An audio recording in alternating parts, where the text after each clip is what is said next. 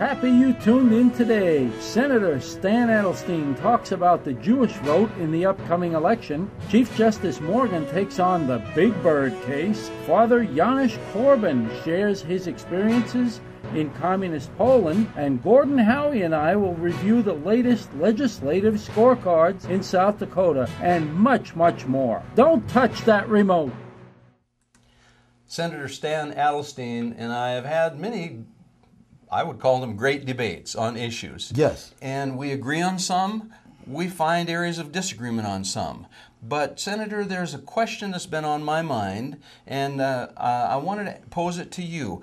Why is it nationally that the Democrats seem to own the Jewish vote when Republicans are staunch supporters of Israel? And staunch supporters of most of the things that Jews believe. Yes. The fact is that 75% of us are children of immigrants who came here since 1917, or grandchildren. In my case, it's always first generation.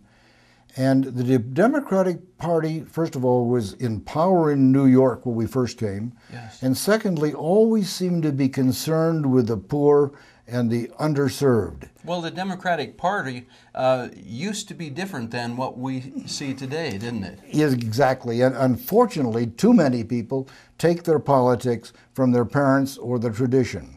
Now, I was involved in the Reagan days of helping to establish the Republican Jewish Coalition. It's a very interesting organization where we began to reach on the very issues you're talking about. It isn't just Israel, it's about independence, about recognition of individual incentive.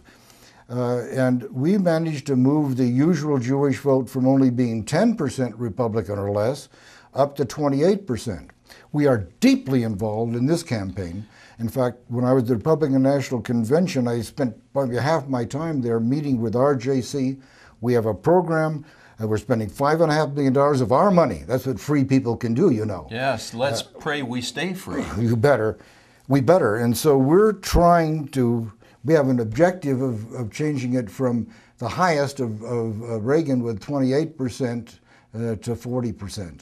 Well, that would be a miracle. It would be a miracle, but it's possible, especially, yes. Well, we're working primarily in Ohio, Florida, and Pennsylvania. In fact, I wrote to the RJC, you and I know that a state senator from South Dakota isn't very high up on the political ladder, but it's a nice name. Well, and I have some pretty progressive credentials, and I said, I'll go anywhere in the country, you give me a tough audience, and I'm willing to speak to them and convince them that we must elect Romney president. Well, you know, Senator, one of the things that I have learned about you, and I didn't come into our relationship knowing this, but I've learned it, is that even when we have areas of deep disagreement, our disagreement it comes from principled opinions and attitudes.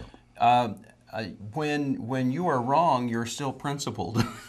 You know, and when you're wrong, I find that you really believe it, and based on principle. You see, folks, why we can get along? Because the truth of the matter is that when people stand on principle, they don't have to be uncivil. Not only that, but when people stand on principle, they can see it differently. I'm so tired of people that are prejudiced against the, quotes, Tea Party, end of quotes, when the Tea Party is a very polyglot group of people with different points of view, and many of them with which I agree, some that I do not. But in this country, as long as that flag flies, we have a right to do so. Isn't that a glorious right? It's a glorious right. You know, as it happens, this week I'm engaged in a lawsuit demanding that the Secretary of State obey the law.